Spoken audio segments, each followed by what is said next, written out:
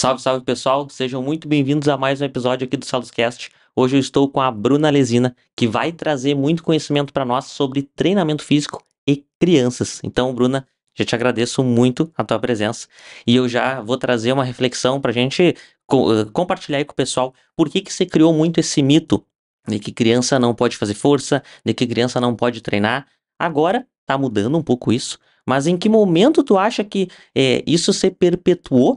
E também o momento que agora virou essa chave, né? Que o pessoal tá colocando seus filhos, colocando as crianças para treinar, porque estão se conscientizando que o treinamento físico é muito benéfico para as crianças também. Uhum.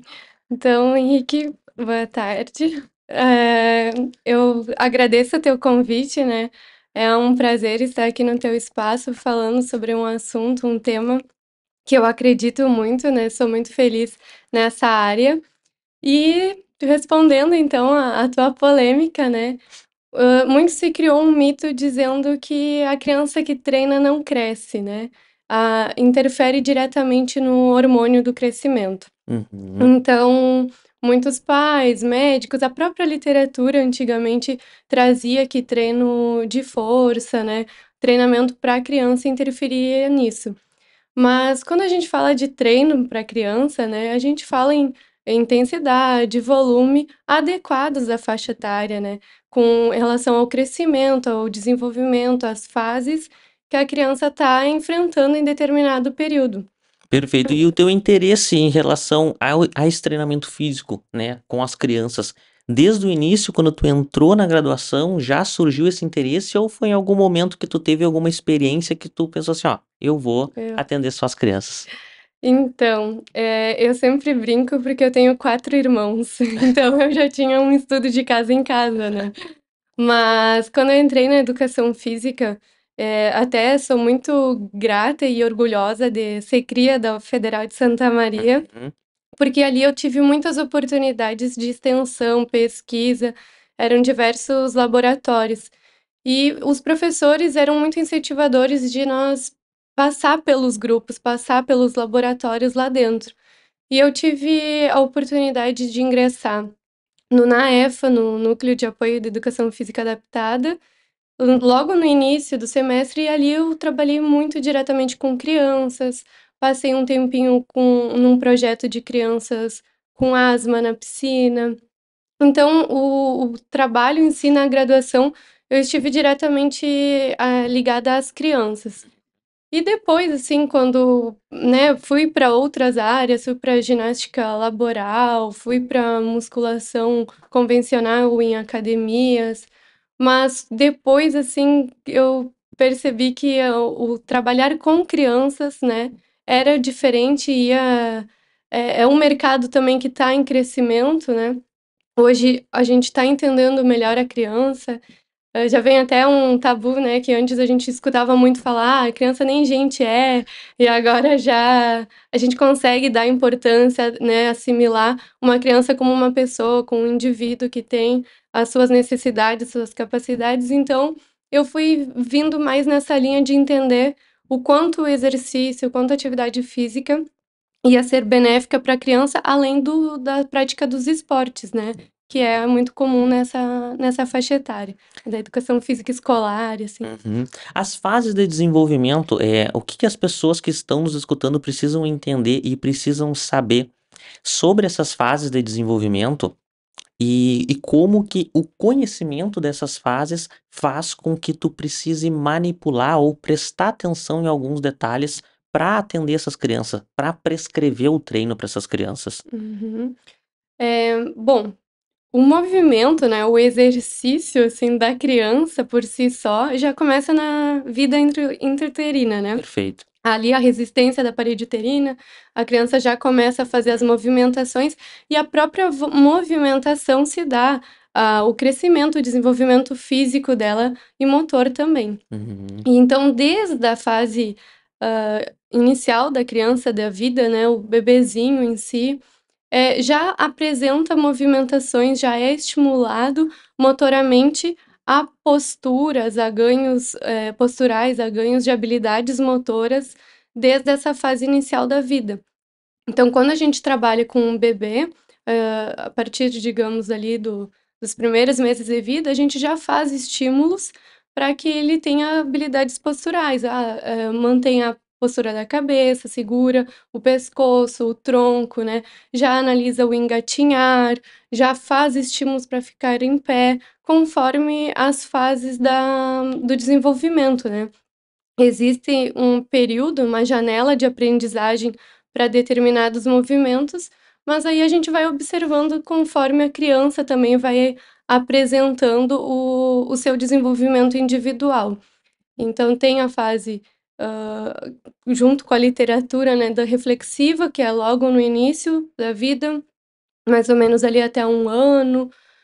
Depois já começa a fase rudimentar, em que a criança constrói os próprios movimentos, mas bem rudimentar, como diz o Uhum. nome, né, muito grosseiro, ainda ela não tem controle, suficiente daqueles movimentos. E a partir disso começa as habilidades motoras básicas, né, em que é dividido dentro das básicas a fase inicial, a fase intermediária, avançado. Dentro dessas habilidades existe um mundo de habilidades, né, tanto as locomotivas quanto as locomotoras, quanto as de manipulação.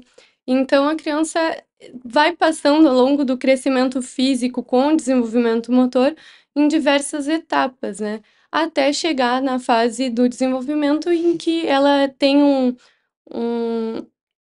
ganho, um desempenho maduro, em que ela consegue ter um bom repertório motor, em que ela se movimenta muito bem, né, se insere em atividades físicas, exercícios físicos, hã, fora, além, e também em habilidades esportivas, né. Perfeito. Quando a criança nasce, tu falou ali do engatinhar, Uhum. eh, existem técnicas para te estimular esse engatinhar ou tu precisa só observar e deixar o sistema nervoso dela, hã, se auto-organizar ali no ambiente, né? Uhum. Tu tem que treinar isso ou tu precisa só monitorar e deixar que ela se desenvolva sozinha? É uma boa pergunta, porque a criança por si só, ela já vai ter esse desenvolvimento natural, Uhum, né, mas ela precisa de condições ambientais para que isso ocorra.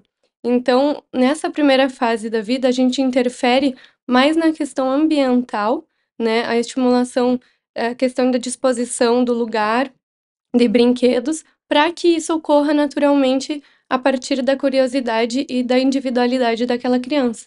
Então, no engatinhar, o ideal é que ela vá para o chão, seja uma criança que fique de bruços, né, no chão, um tatamezinho, eu sempre reforço, né, um tapete fofinho, algo que não vá prejudicar a criança também. isso é importante também, ter assim, um ambiente mais propício para ela Mais engatinhar. propício, exato. E ter a interação ali. Eu sempre falo que os brinquedos nessa fase são bem importantes, coloridos, sonoros, né, de texturas diferentes também, que o desenvolvimento sensório-motor também está muito presente nessa fase. Mas, assim, a interação do par, né, da mãe, do pai, aquele cuidador direto da criança, é muito importante, porque aí ela se sente segura, ela se sente confiante de querer fazer as movimentações. Então, inicialmente começa, no movimento, né, estereotipado, aqueles Uhum. bracinhos se movimentando junto com as pernas, daqui a pouco ela começa a criar uma certa força de membros superiores e começa a se empurrar, né, começa a fazer a força contra o chão, e aí logo em seguida ela já começa a levantar o quadril, porque ela quer se movimentar, é uma habilidade de locomoção, ela quer chegar naquele objeto, ela quer chegar naquela pessoa, e isso acontece naturalmente, então a gente faz essa estimulação para reforçar a musculatura das costas, né, dos braços, enfim, para que ela tenha condições, de fazer essa movimentação. Mas há casos de crianças que já estão com condições neurológicas de ter essas habilidades e ainda não. Uhum. Isso pode se dar por algum risco neurológico, né, ou alguma outra questão, mas também pode ser porque é uma criança que nunca foi demandada àquela postura, né, uma criança que fica pouco tempo de bruços, uma criança que fica muito tempo no bercinho, bebê Uhum. conforto. Então essa musculatura não foi bem estimulada nas fases anteriores, E aí, quando chega no engatinhar, demora, né? Atrasa um pouquinho mais. Mas quando chega nessa fase, a gente já tem um alerta, né? Já coloca, faz traçõezinhas no movimento dos pés, já faz uma ginástica com as perninhas para que ela entenda qual é o movimento que ela deve executar no engatinhar. Perfeito. Isso era até a próxima reflexão que eu ia fazer contigo. Qual é o crime que hoje alguém pode fazer para uma criança sabendo que o movimento é uma habilidade que ela precisa desenvolver e ela vai se desenvolver, mas por conta desse mundo moderno, como que a gente pode ceifar, né, essa habilidade da criança? Tu já falou do berço e tudo mais. Como que a gente pode ceifar isso e como que a gente pode estimular, né? Quem tá nos Uhum. escutando, como pode estimular o seu filho, o seu neto, seu sobrinho, para melhorar cada vez mais, né, esse desenvolvimento da habilidade? Então, ir para o chão. Ir para o chão. Eu sempre falo que o chão, nessa faixa etária, é a melhor coisa que tem, porque a criança está num plano também visual diferente. Uhum. Pensa uma criança que está deitada num bercinho, num bebê conforto, ela só enxerga o plano, né, para cima. Então, quando ela é colocada de bruços, tem uns 180 graus, né, tem uma questão visual, uma questão de pertencimento dela naquele espaço, naquele ambiente, já diferente. Então, o crime é deixar a criança olhando para uma tela deitadinha, né, de barriguinha para cima, em que a interação esteja pronta ali, naquela postura. Outro, Henrique, que é muito comum e a gente às vezes não percebe, mas é aquele tip top bonitinho que colocam na criança, né, que ele é tão bonitinho, eu não quero me desfazer dele, e acaba apertando os movimentos, restringindo os movimentos da criança, né. Então, ter esse cuidado de a roupinha ter a liberdade de movimento, eu acho uma graça as crianças que chegam de calcinha jeans já, né, sapatinho All Star, melicinha, é muito bonitinho, mas também ter que garantir que isso não é um impedimento da criança estar executando as habilidades, né. Ah, a criança vai para o chão, pé descalço, a roupinha confortável, né, macia, não uma que seja limitador dessa movimentação. Às vezes é uma textura diferente que a criança fica incomodada, né, e não vai querer ficar muito tempo. Colocar de bruços a criança também demanda muito, é um esforço muito grande para a criança se sustentar naquela posição por muito tempo, né. Então, no início, a criança chora, a criança, não quer ficar, ela manifesta o desconforto dela, né. Então, ir aos poucos, né, ficar 5 minutinhos, iniciar no próprio colo, no braço, né, depois colocar, almofadinhas, não precisa já direto para um tapete, um tatame. Colocar recursos para que isso não seja algo ruim. "Ah, chegou tal faixa etária, agora ela já pode Uhum. fazer isso", né. E com um processo sempre de carinho, que é o que eu costumo falar para todas as fases, né. A criança precisa sentir o prazer de fazer aquela atividade. E o exercício é um esforço, Uhum. e o esforço é ruim. O esforço te Verdade. tira do comodismo, É. né. Então o esforço ele cansa, às vezes tu sente alguma dor, algum desconforto, e o exercício é o esforço. Então, além daquele que tu tá acostumado. Então colocar a criança no tummy time, que a gente chama, né, barriga de para baixo, é uma maneira de tu tá esforçando aquela musculatura, né, colocando já para reforçar, é uma maneira já de fazer exercícios. Perfeito. Andador, então, nem se fala, né? Não, esse é o maior crime, É. assim, de Eu não faz tempo que eu não vejo mais andador, acho que foi é abolido. proibido, é Ah, é proibido, proibido agora. existe, não pode mais. O que as crianças hoje podem é um andador estilo aqueles carrinho de boneca, em que é uma base já reforçada, em que a criança se posiciona em pé e vai carregando. Ah, Ela não entendi. pode mais ficar naquele cercadinho sentada em que as perninhas fazem uma Uhum. musculatura, né, que até a formação do quadril ali interfere, ponta do pé. E enfim. isso foi uma intervenção da ciência, de Foi uma conseguir intervenção. provar que fazia muito mal. Explica pro pessoal por que que isso fazia mal, né? Porque às vezes o pessoal que tá nos assistindo agora, Não. antigamente, né, colocava o andador, acho que talvez colocou Aham. até na gente, né, o andador. Tu explica pro pessoal o porquê, né? Como que o andador atrapalhava isso? Sim. O andador, anatomicamente, a criança fica com as perninhas mais abertas, né? E na ponta do pé. Ela não faz o movimento da marcha, ela não. A própria. O suspenso ali, o Uhum, conforto onde ela senta, inibe ela de fazer o movimento da marcha.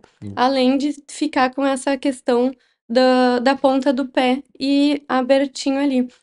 Então, não dá à criança condições de uma marcha, além de fazer a formação óssea, né, muscular toda, com alterações. uhum. E as crianças passavam muito tempo no andador, né. Eu fui uma cria do andador, mas aí a gente vai, né, revendo o os anos, assim, eu não ficava muito tempo, eu era incomodada com o andador, então, Uhum. eu passava mais tempo em outros ambientes mais livres, né, do que o próprio andador. E não é uma condição que vá acontecer, mas o risco existe, né, Existe. então é bom essa providência de tomar o cuidado. É sabendo que o risco existe, vamos evitar, né? Vamos evitar, exatamente. Quando a gente fala ali de treinamento, preparação física, naquela fase ali da adolescência, vamos pegar aí 12 anos, Uhum. sabendo que a maturação é diferente, né, das crianças, mas pegando dos 12 ali até os 18, quando a gente fala em preparação física, até para os jovens que vão querer viver do esporte, praticar um esporte, assim, no alto nível, tem algumas fases ali latentes que tu precisa, entre aspas, dar uma ênfase em alguma valência, em alguma habilidade. A criança, ela modifica muito rápido o tempo todo, né? Uhum.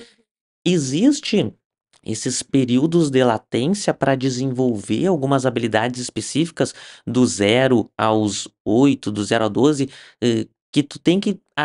Ela tá nessa janela, vamos focar nisso. Agora ela, a princípio, ela tem métricas que Uhum. estavam entregando que já conseguimos desenvolver isso. Agora vamos focar em outra valência. Isso existe ou tem que trabalhar tudo?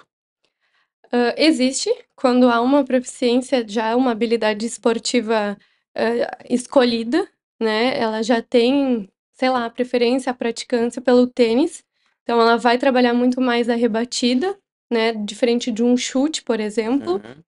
Mas o recomendado, né, o ideal seria, num plano, assim, pensando para o desenvolvimento da criança, é que ela desenvolvesse todas as habilidades motoras básicas, ali até uns 8 anos, que ela tivesse um bom repertório motor, a fim de que ela vai depois especializar naquele esporte que ela quer, ela vai trabalhar as habilidades esportivas Hum, em determinado esporte.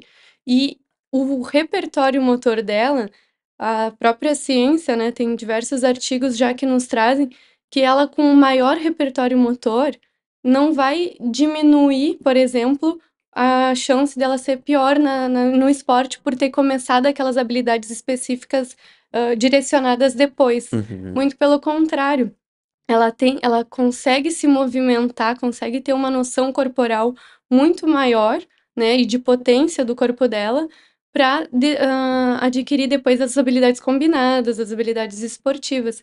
Então, quando a gente pensa, assim, na especialização do esporte, a gente sabe que, por exemplo, a ginástica começa muito cedo, em função da flexibilidade da criança, né. Então, o treinamento em si já vem mais forte, anterior à fase da especialização, mas nada impede, né, nada respeitar esse processo.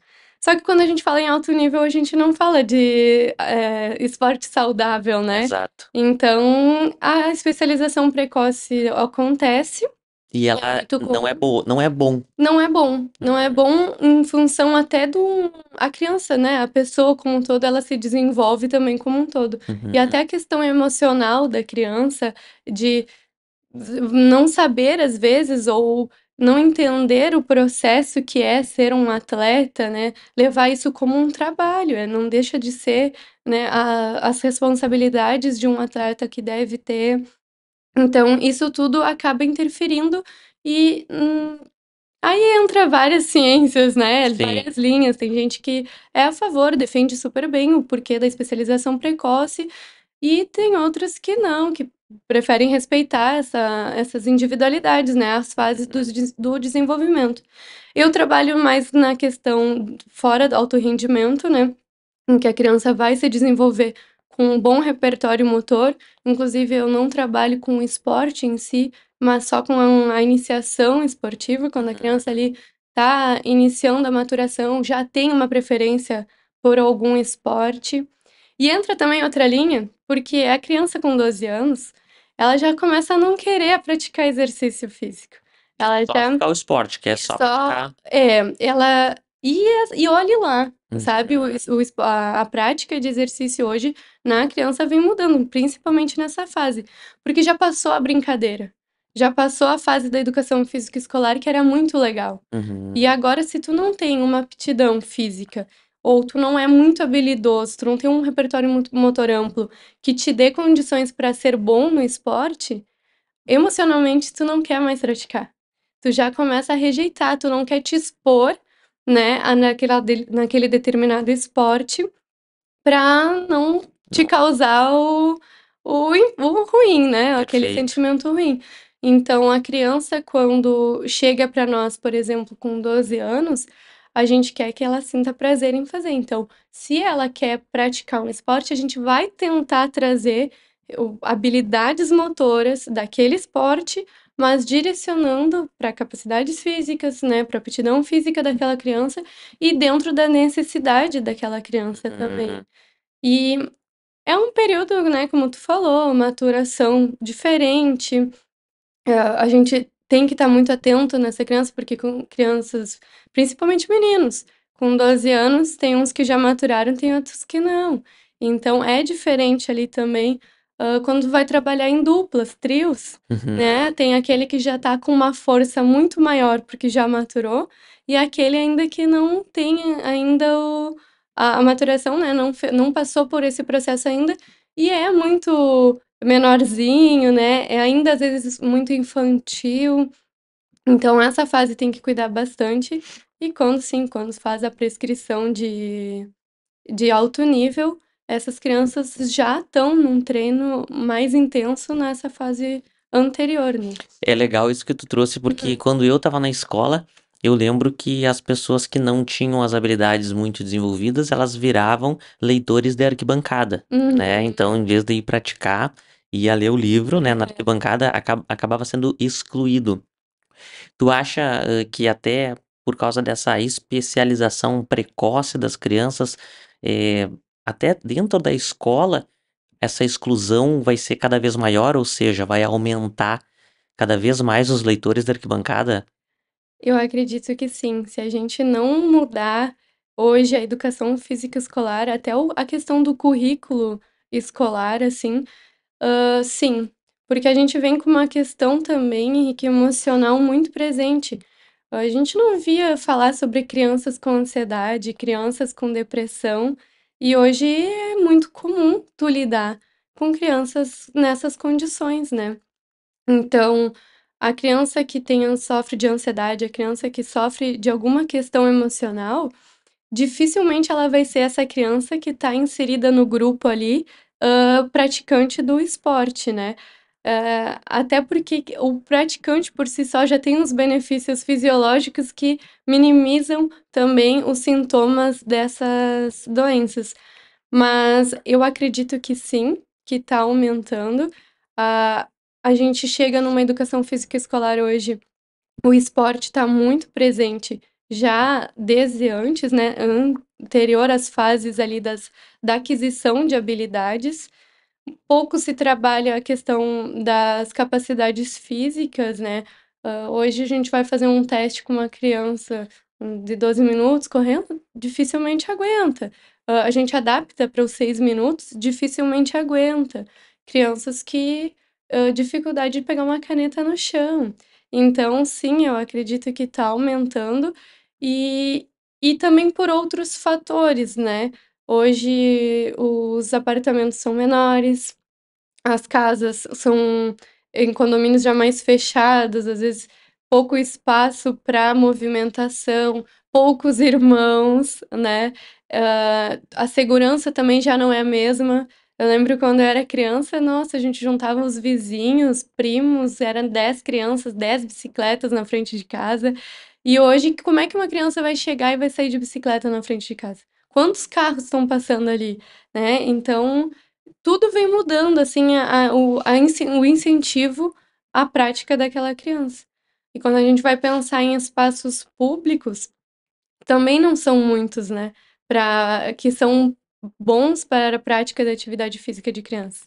Pensa num parque, numa pracinha, né, de brinquedos ali, escorregador, balanço.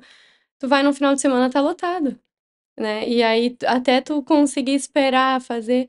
Então, eu acredito que sim, hoje existe um contexto, né, que está desmotivando a prática de atividade física. Embora a Perfeito. gente muito fale sobre a atividade Exato. ser importante para a criança, o ambiente ainda assim não está pronto para oferecer. Eu vejo que pra gente buscar certa intervenção, a gente às vezes tem que estar, assim, com perdão da palavra, na merda já, pra gente poder procurar uma ajuda. Hoje, as pessoas, assim, quando passam da adolescência ali, então, adolescência, começa a entrar na vida adulta, com até tu ter já o teu sistema nervoso central mais desenvolvido, tu tem a percepção mais aguçada de que as coisas não estão boas na tua vida e tu procura ajuda. E Uhum, por que que eu trouxe isso? As crianças, elas não têm, né, essa percepção de que certas atitudes que elas estão tendo não vai ser benéfica para elas mais lá na frente, que elas precisam fazer o exercício. Isso vai ter que vir dos familiares. uhum.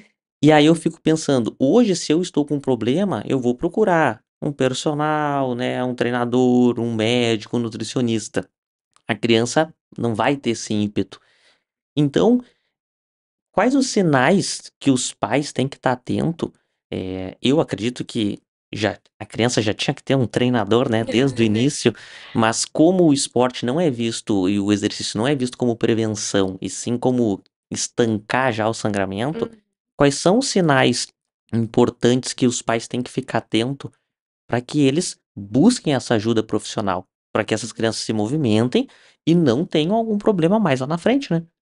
Exato. Então, Hã, acredito que hoje, assim, o primeiro sinal mais aparente é a criança sedentária, né, a criança que cansa de subir uma escada, a criança que não quer fazer nada.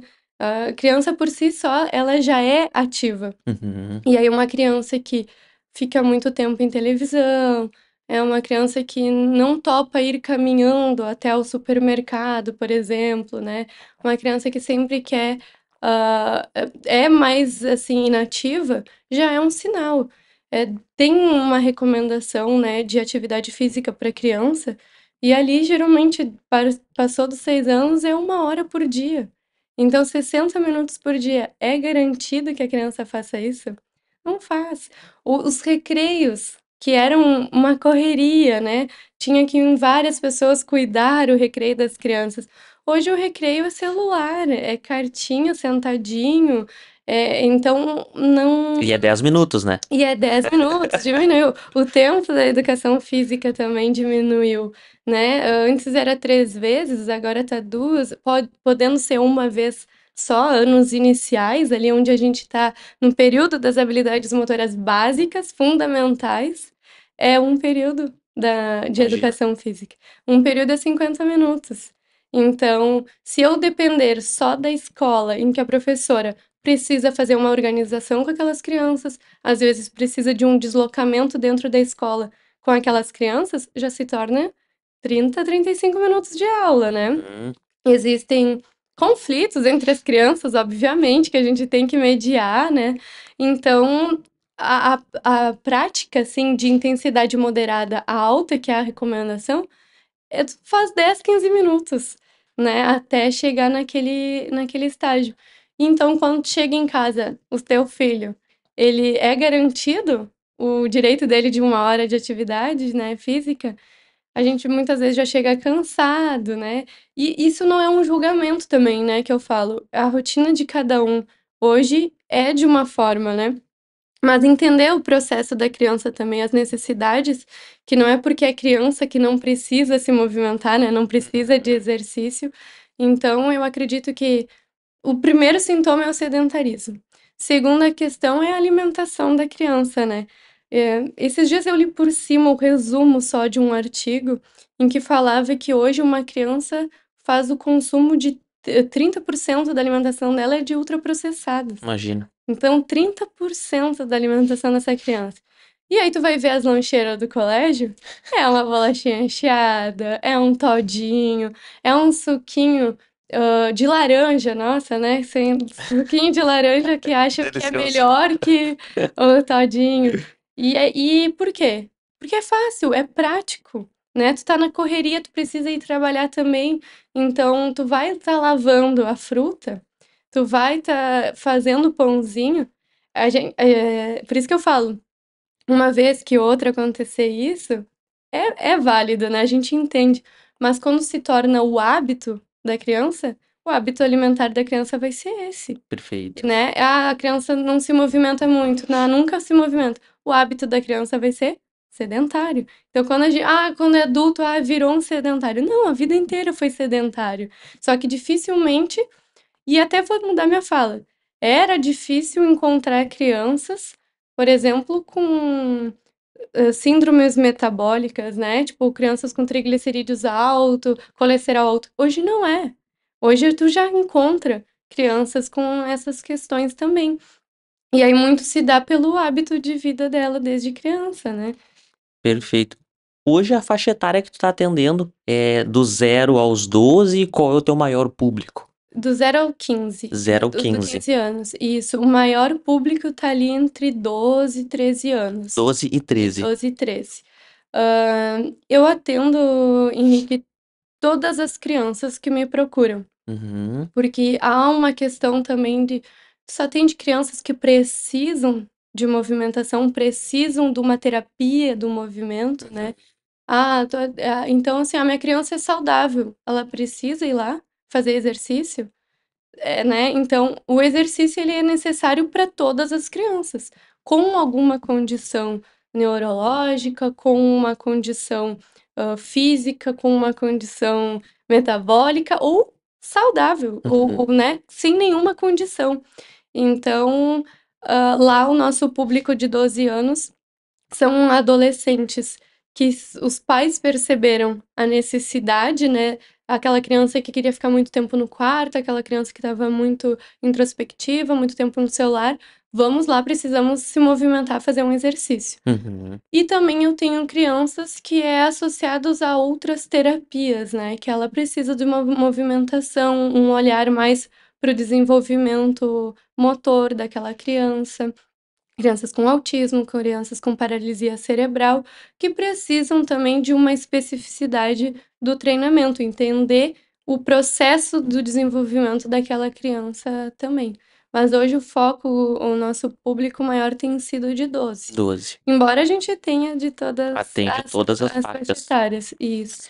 Eu fico imaginando, a gente como treinador, como personal, a gente chega assim na avaliação e aí faz lá uma anamnese, algumas Uhum. perguntinhas e aí pergunta lá, você é fumante? Você consome bebidas alcoólicas? Quantas horas por noite você dorme, né? Você Uhum. fica muito tempo sentado? E aí eu fico pensando assim, eu vou avaliar uma criança assim, oi Rafa, tudo bem? Você bebe? Você fuma? Então, traz um pouquinho pra galera assim, como que é essa avaliação que tu faz, né? E eu acho que o mais importante disso, o teu feeling como profissional de entender, conseguir captar muito da essência daquela criança para tu conseguir montar, né, essa abordagem terapêutica com exercício, porque, enfim, a criança não tá ali para fazer somente o que a gente quer, né? Uhum. Tu vai ter que ter todo esse jogo de cintura. Então, como é que começa já o processo de avaliação? Não existe, é só uma conversa, tu já entra brincando, tu já entra com exercício, traz essa iniciação, esse passo a passo do trabalho. Ótimo. A anamnese, a avaliação, ela inicia com os pais, sem a criança. Ou a gente recebe a família no espaço, deixa a criança interagindo com o ambiente, com bola, corda, deixa ela livre para fazer o que quiser, e numa salinha específica a gente conversa mais com os pais para entender como que é essa criança, né. quanto tempo ela dorme, quanto tempo ela fica na escola, quanto tempo ela passa na frente de uma televisão, quais as atividades que ela faz durante o dia, né, física, se faz uso de medicação, toda uma anamnese, conforme, claro, né, o uso de bebidas ou não, Claro. mas existem perguntas específicas, por exemplo, quando ela iniciou a caminhar, ela engatinhou antes de caminhar, já apresentou alguma questão física, né? Ah, ela teve uma fase que ela andava na ponta do pé, mas depois parou. O joelho foi valgo num período da vida, depois, né, normalizou. Então a gente vai fazendo algumas perguntas de quanto tempo, qual o mês que ela começou a sentar, né? Para ver como foi esse desenvolvimento, porque às vezes o risco de atraso no desenvolvimento iniciou lá na fase inicial, né? Então a gente faz uma prévia. E todas essas perguntas que tu faz é justamente para tu fazer uma linha do tempo, Uma assim, linha do para te tempo. entender se teve atraso, não teve, facilidade de se desenvolver. Exatamente, porque é aquela criança e depois eu avalio a criança em si, né.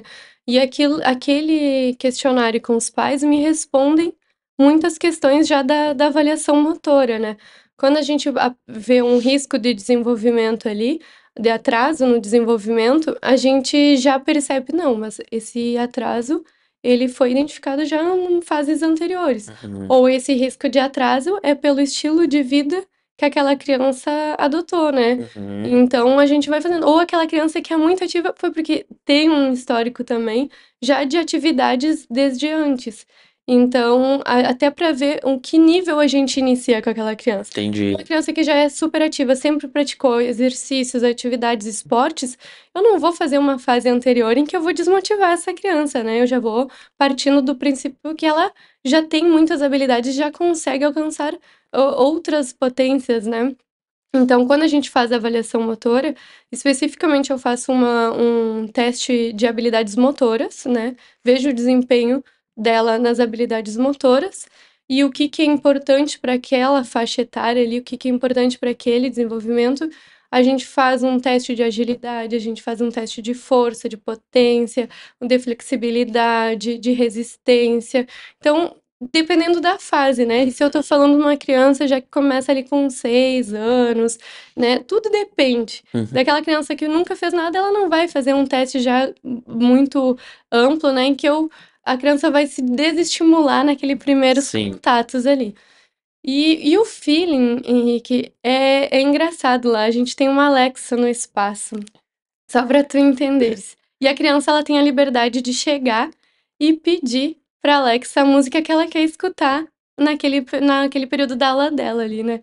Então, a gente vai desde Galinha Pintadinha, eh, Até Matuê. Mundo Até Matuê, funk. até a guarda popular do Inter, porque aquele é colorado fanático, né. Entendi. E às vezes eles fazem pra provocar a professora, porque a gente Aham. entra na brincadeira, né. E aí vai desde essa fase, assim, da criança se sentir bem desde aí, né. Então: "Ah, o Uhum. que que tu gosta de ouvir?". "Ah, eu jogo Roblox". "Ah, que é o Roblox, né?". "Tá, me explica como que é". "Ah, como é que são os movimentos?". "Assim, assado". "Tá, então, vamos fingir que a gente vai fazer isso agora subindo aqui, né, no trepa-trepa, aquele brinquedo que a gente tem lá. Ah, subindo a corda, como que a gente pode imitar um fugitivo do teu jogo?".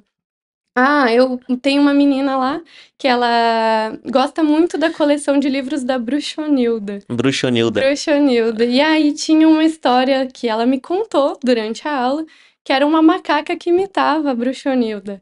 Então eu "Bom, agora eu sou a Bruxonilda e tu é a macaca". E aí eu fazia os movimentos e ela imitava. E a gente Entendi. passou uma aula inteira, né, nesse contexto. Então aí o interagir com a criança é fazer com que ela se sinta bem, se sinta no mundinho dela ali, fazendo o exercício, né, tornar mais prazeroso e que ela goste de estar naquele ambiente ali. Legal tu trazer esses exemplos, porque antes, quando tu falastes ali, eu vou fazer um teste de agilidade, vou fazer um teste de força, né, vou fazer um teste aeróbico. As pessoas que estão nos escutando, que não entendem esse mundo, pensam assim, ó, vou fazer um teste de agilidade, vai botar a criança só pra correr. Vou fazer um teste de força, vamos fazer a criança fazer um supino, né? Vou fazer um aeróbico, bota na esteira. Então é muito legal. E dentro das valências que tu trouxe ali, é, essas avaliações tu consegue fazer também de forma lúdica ou aí tu vai ter que padronizar, colocar dentro de uma caixa assim? As avaliações, assim, a gente explica para eles, né, mais ou menos como que são, mas para ter um parâmetro, né, um padrão, sim, precisa colocar numa caixa. Uhum, Mas aí a gente coloca, por exemplo, o teste de agilidade é um quadrado em que ela vai fazer os movimentos cruzados ali. E a gente coloca cone colorido, a gente faz um caminho do labirinto em que ela vai ter que memorizar aquela sequência, como se fosse um desafio, como se fosse algo muito legal de executar. Mas ela não pode, por exemplo, vou saltar o cone. Não, porque o teste é de corrida de toque uhum. nos cones. Né, então e a criança por si só, ela gosta também desse desafio, né. "Nossa, eu vou ver quanto tempo tu consegue, eu acho que tu consegue tanto". "Não, eu consigo menos". Então, tu vai motivar a criança naquela ali pra quem gosta de desafio, né. Sim, com Tem certeza. uma criança que tanto faz o tempo. E será que tu não vai te confundir a cor? E eu acho que tu vai confundir a cor, então ele vai querer te mostrar que ele sabe a sequência das cores do cone, né. Então tudo vai no No feeling ali feeling. de tu entender a criança, de interagir com ela, tentar fazer com que ela, confie em ti, tenha um vínculo contigo, né. Perfeito.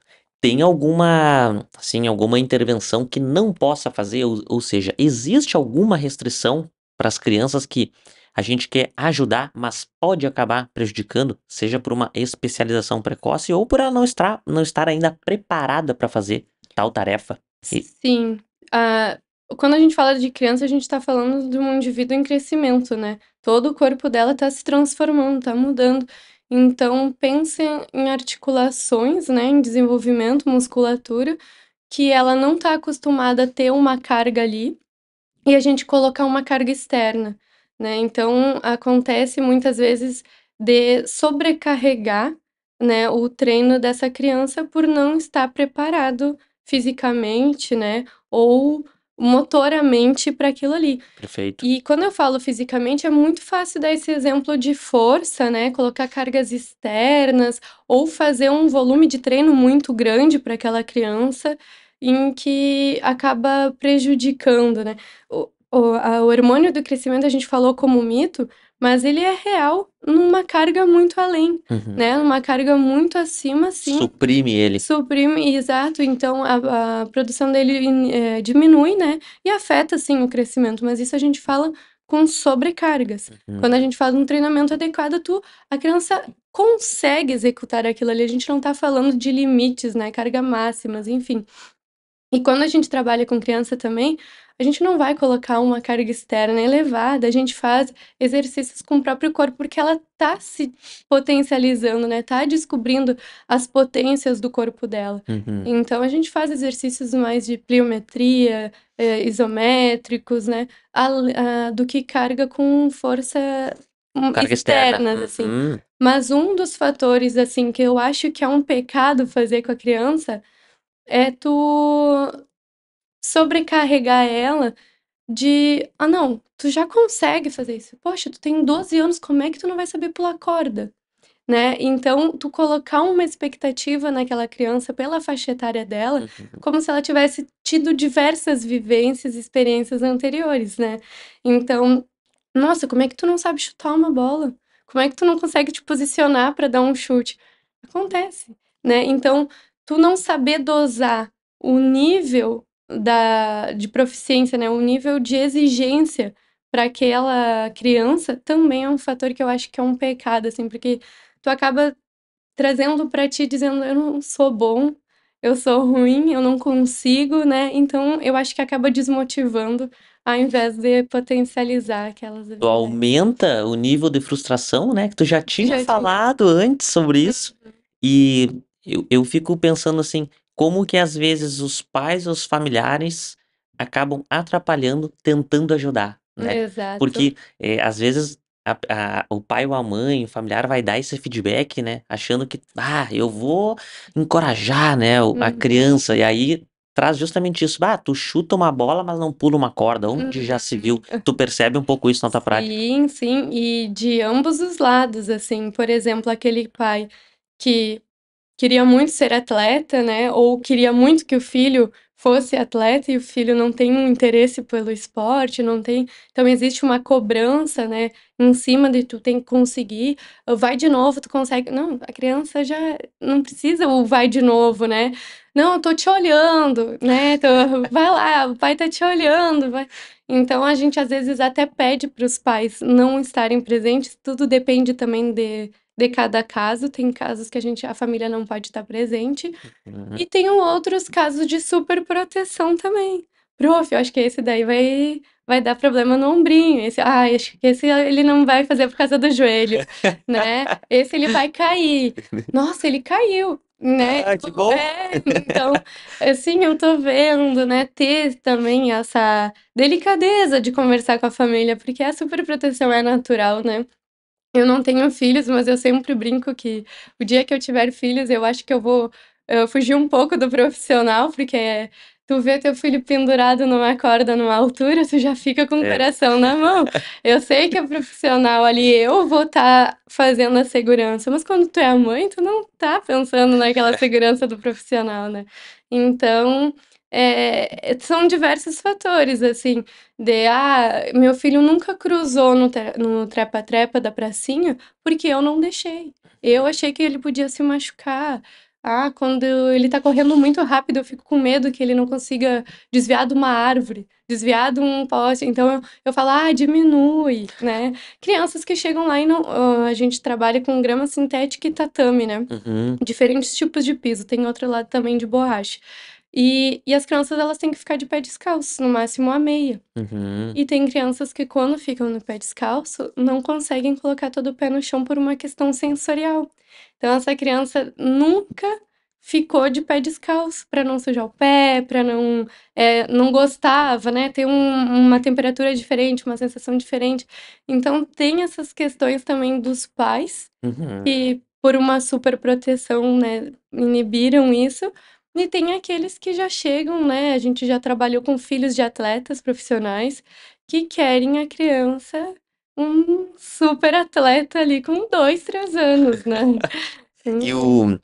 a questão comportamental ali que tu trouxe, às vezes a criança, os pais vão estar presentes, às vezes não vão estar presentes. Essa questão comportamental de estar ou não presente a família tem a ver mais com a questão da criança, dos pais ou do tipo de trabalho que precisa desenvolver. É, de ambos, assim, a criança às vezes fica muito dependente da atenção dos pais, né? Então, se o pai tá ali sentado e tá no celular, a criança já fica tentando chamar a atenção Uhum. daquela família. Olha como eu consegui, ou quando eu consegui, tu não estava olhando, né? Olha como eu brinco.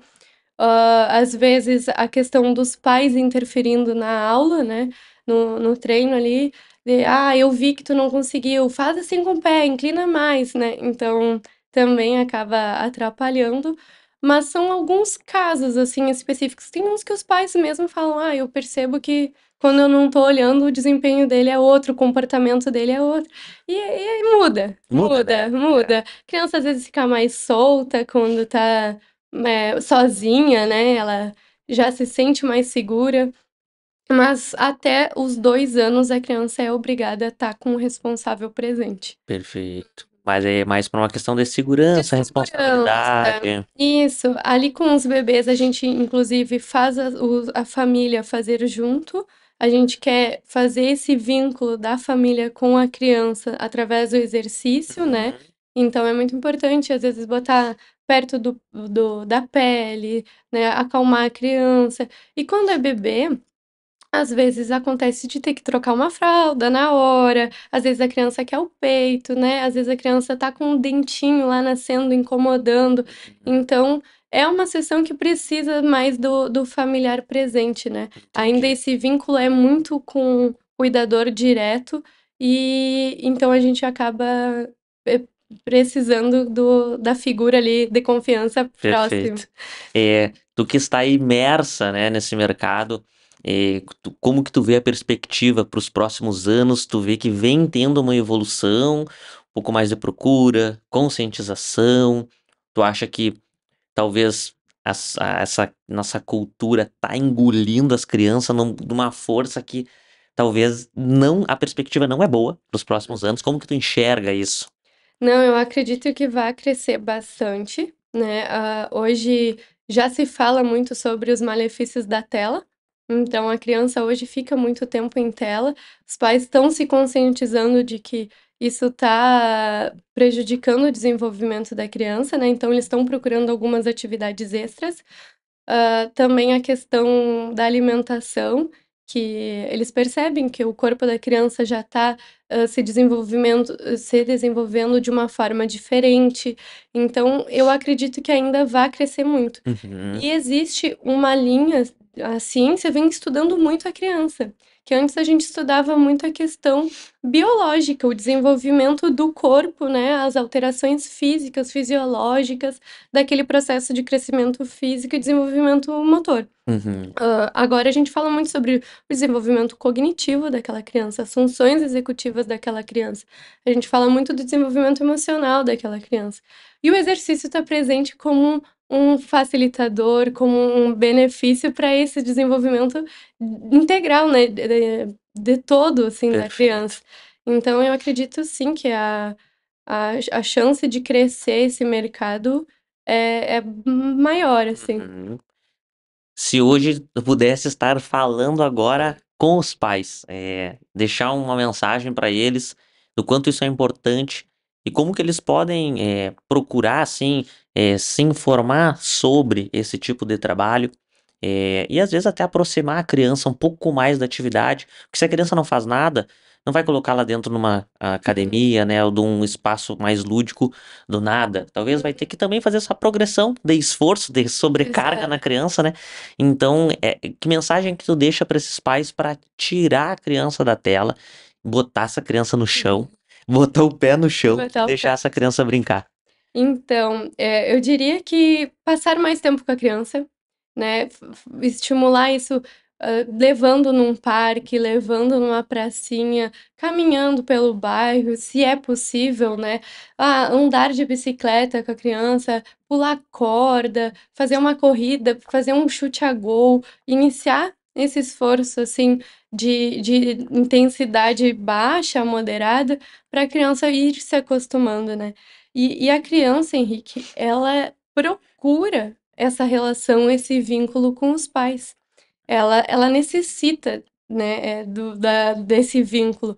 Então, quanto maior aproximar, mais ela vai gostar, porque ela quer estar junto Hum, daquelas figuras ali que representam muito para ela. Então, eu acho assim, ó, claro, eu tenho um espaço, obviamente eu vou querer que levem no meu, mas eu com sempre certeza. falo, o principal é a criança sentir o prazer por essa atividade. Eu quero que esse hábito se torne hábito para essa criança, né? Perguntar qual esporte ela se identifica. hã, e quando eu falo de perguntar o esporte que se identifica, eu volto da importância da criança ter um repertório motor, né. A criança falou uma respo deu a resposta para o pai dela que gostava do judô. E aí chegou na primeira aula do judô, era o rolinho, a cambalhota. E a criança não sabia fazer a cambalhota. Bah, Então já o judô, que era algo que ela gostava de ver, gostava talvez do kimono, já saiu como uma frustração, né. imagina. Então, tu possibilitar essas crianças a se movimentar amplamente, de subir, descer, saltar, andar num zigue-zague, pular num pé só, né, procurar saber sobre as habilidades motoras, o que que é importante para esse desenvolvimento.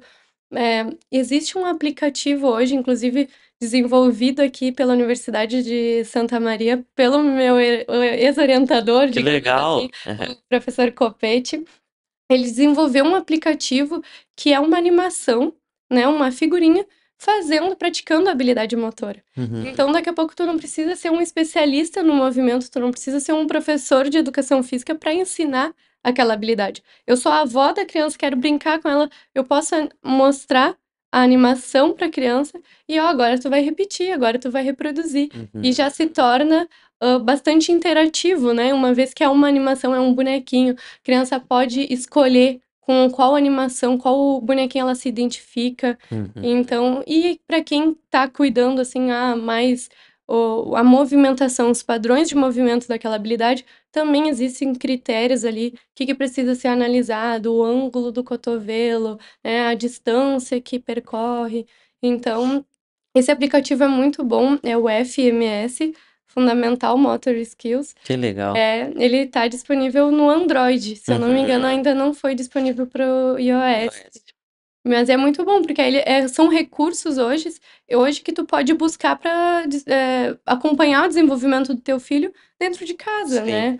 Quando tu Então, traz a questão do desenvolvimento da habilidade motora, até para os pais às vezes não achar que isso é um termo muito rebuscado, uhum, habilidade motora, tu olhar ali o movimento, são gestos, são alguns movimentos mesmo que vai estar aparecendo ali para a criança fazer, porque às vezes a gente fala habilidade motora, o pai pode pensar que, vou ter que ensinar uma estrelinha pro meu aham. filho, um salto mortal. Não, o próprio correr é uma habilidade motora, né? Exato. Então são inúmeras, rebater, saltar, saltar num pé só, arremessar por cima do ombro, arremessar por baixo do ombro, chutar, né? Então tem muitas habilidades ali e que a criança a partir dos 3 anos ela já tem condições de explorar essa habilidades. Obviamente, uma criança de 3 anos não vai fazer um arremesso, de beisebol. Perfeito. Mas ela já vai ter condições de pegar uma bolinha e fazer com que aquela bolinha passe, né, manipule para outro lado. Então, já dá para brincar, não exigir daquela criança um desempenho altíssimo, Uhum. mas já dá para ir estimulando, ó. Ou dá uma bola para uma criança. Digamos que tu quer ensinar um chute, mas tu deu uma bola para a criança, pode ser que ela arremesse, pode ser que ela role, deixar a criança interagir com aquele objeto e depois ir direcionando, olha o que eu faço, olha o que eu consigo, para a criança fazer também, né. Então as habilidades motoras, esse repertório motor, quando eu falo, é coisas da brincadeira do dia a dia que a gente acaba, às vezes, né, não percebendo ou deixando muito tempo a criança, inativa. Perfeito. E quando eu falo, assim, na avaliação com os pais, que atividade ela fez na semana passada? "Ah, semana passada a gente não fez". E tu pode ter certeza que semana passada sempre vai ser atípica. Uhum. Eles sempre vão responder semana atípica: "Ah, não, na semana passada a gente viajou, semana passada", dificilmente tem uma regularidade de exercícios, Sim. né. Então, às vezes, os pais eles acabam se sabotando mesmo, né, porque não, se eu for perceber qual foi a última vez que eu pratiquei um gol a gol com meu filho, eu que corri com a minha filha, que eu pulei corda, né, joguei bola, não lembro. Tu vê, né, como é que Uhum. são as coisas. E como tu falou, né, semana passada, quando vê essa semana passada já faz A 365 dias. não, a semana passada é que nem quando o nutricionista pergunta: Que tu comeu semana passada?". "Ah, não, eu me passei no teu". Não, tu passa sempre, né. Sim. Você acaba que o recorte da tua vida é a semana passada. Exatamente. Então E para os profissionais, né, da educação física, né, os personal aí, treinadores que têm interesse, em trabalhar com crianças, por onde que eles devem começar, por onde que eles devem estudar, porque quem não conhece o trabalho, acha que às vezes é só largar uns brinquedos, né, para as uhum. crianças. Exato, a tia das brincadeiras. Tia das brincadeiras. Chegou a tia das brincadeiras. Então, é que tem a linha de recreação também, né, Uhum. e a recreação sim, é um brincar, um divertir por si só. Só que quando a gente fala de exercício físico, a gente precisa ter uma intencionalidade, né, um objetivo para aquele indivíduo ali. Então estudar as fases do desenvolvimento motor, estudar o crescimento físico da criança, a maturação, né, quais são os períodos, fazer bastante estágio, ter contato com crianças, porque lidar com criança não é que nem um adulto que tu chega ali e fala: "Olha, eu preciso que tu faça de 8 a 10 repetições desse exercício, vou contar contigo e vou fazendo o ajuste", e o adulto não vai falar assim: "Não, não. Ai, tá chato, 8 já tá chato", né. O que que tu vai fazer de repetições para 8 vezes pra criança? Tu sabe que no teu objetivo ela precisa fazer de 8 a 10 séries daquele movimento ali, Uhum. ou daquele grupo que tu estabeleceu para aquele dia. Mas ela vai chegar lá e vai dizer: "Prof, hoje eu não quero, hoje eu não vou fazer dessa forma". Aí vai se atirar no chão, ou vai sentar: "Não, eu quero brincar com o pneu hoje, eu não quero brincar com a corda". Então, tu ter estratégias, né, pensar possibilidades diferentes de movimentos, brincadeiras, com que tu vá alcançar aquele objetivo e não frustre, né? Que não fuja de uma brincadeira para criança. Criança, ela tem que brincar. Sim, Ela tem que entender que aquilo que ela tá fazendo é brincadeira e é gostoso, sabe? É divertido. entendi. Perfeito. E aí, e ter esse contato previamente. Porque muita gente acha que quando vai trabalhar com criança, o treino, assim, o exercício é uma recreação. Uhum. E é diferente. É outra Recreação linha. é Uhum. recreação e exercício é outra linha. Bacana.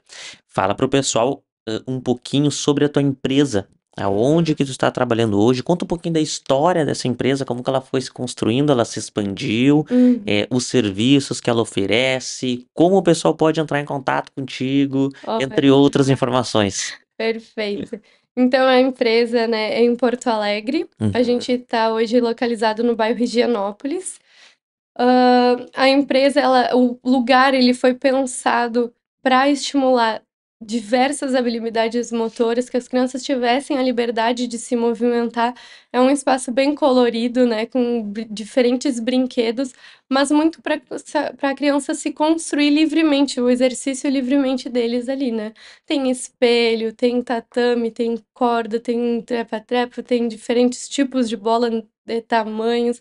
A gente trabalha com diversos recursos, assim, porque, como a gente estava falando anteriormente, eu preciso que ela repita de 8 a 10 vezes, e Uhum. na segunda vez que ela for comigo, eu preciso também dessas 8, 10 vezes. Mas se eu usar a mesma bola que eu usei na última, ela não vai ser legal. Ah, Eu entendi. preciso trazer uma novidade, eu preciso fazer com que fique legal aquilo ali.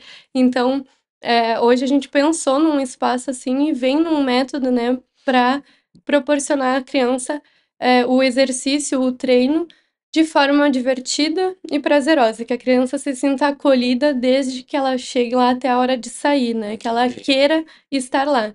Quando a gente percebe que a criança não tá gostando, que a gente não sabe mais como lidar, a gente conversa com a família e daqui a pouco incentiva a procurar outro espaço ou ter outras experiências, nos trazer o que está acontecendo, porque a ideia é que ela não encare o exercício como algo obrigatório, assim, algo que ela faz porque os pais estão obrigando ela a fazer, né. Perfeito. E aí a gente atende a domicílio também em Porto Alegre, a gente atende nas academias de condomínio, os playgrounds, né, ou a própria residência.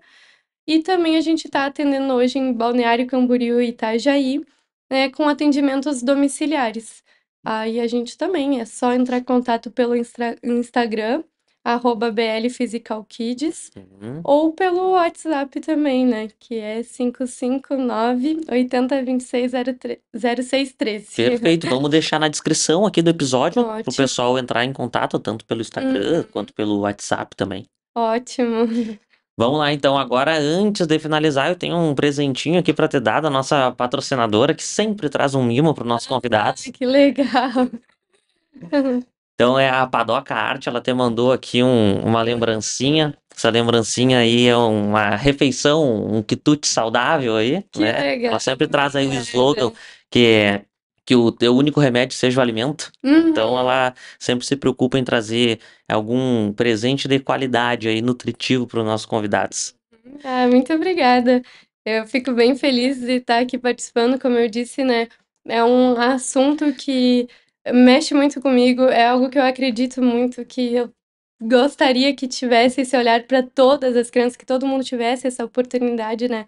De ter, porque é o direito da criança, né? Entra Perfeito. ali no direito de brincar, de se movimentar e Uhum. ter esse desenvolvimento adequado e saudável, né? Então, agradeço o teu convite e a oportunidade de estar falando aqui, né, para conscientização, né, e a motivação de outras pessoas para esse olhar infantil. Perfeito. A gente aqui do Saluscast te agradece, agradece a presença, por tu compartilhar toda essa tua experiência, vim de longe, né, para poder ensinar esse pessoal, né, com conhecimento, conteúdo de muita qualidade. Então a gente te agradece muito a presença. Muito Tá? obrigada. Pessoal, antes de nós finalizar, eu tenho alguns recados e o primeiro é, se você ficou até o final, passamos de 1 hora aí do episódio, deixa teu like aqui, te inscreve no canal. Se ficou alguma dúvida, escreve aqui nos comentários que a Bruna também responde para vocês, tá certo?